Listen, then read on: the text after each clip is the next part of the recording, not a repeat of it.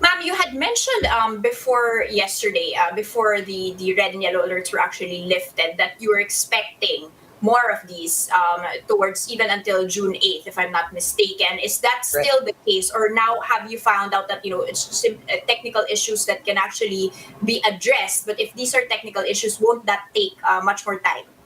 Well, to be honest, the reason, first, we have some good news. We lifted the yellow and red alerts yesterday afternoon. So today, the grid is under normal conditions as of this hour.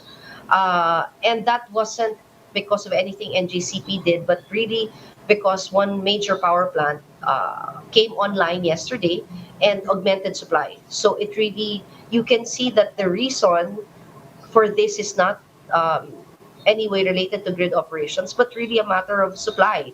Because the minute that power plant came in, then things normalized. However, the situation is not static, it changes by the day and sometimes by the hour. But right now, the latest projection that we received from our system operator this morning, the grid is under normal conditions and we see no foreseeable red alert um, for the day. But again, that is with a heavy caveat that it will all depend on the stability of the supply currently in the grid. As long as there are no further reductions in capacity or any other plants who will go on emergency shutdown, and for so long as we do not see a sudden spike in demand, then that projection will hold. What's being done right now to address that in the long term, especially as we start reopening the economy? Are there new plans or investments that will be coming online just in time for us to not have this situation? Like you said, for whatever reason, swerte na lang na naging pandemic and we weren't actually able to have this demand, but eventually we will be getting there. Is there some sort of roadmap that NGCP is working with the government to be able to ensure that once we are back on our feet, this will not be happening?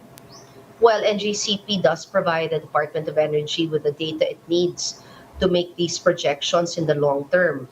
Power plants, as you may know, are not have a gestation period of 3 to 5 years, so it will take around that time to build the power plant. So your planning must be around at least 5 years ahead, so that demand never catches up with supply, as is happening now. So we do supply the Department of Energy with that kind of information, and but as to the roadmap or the power plants coming in over the next decade or so, that is something that is best addressed by the Department of Energy.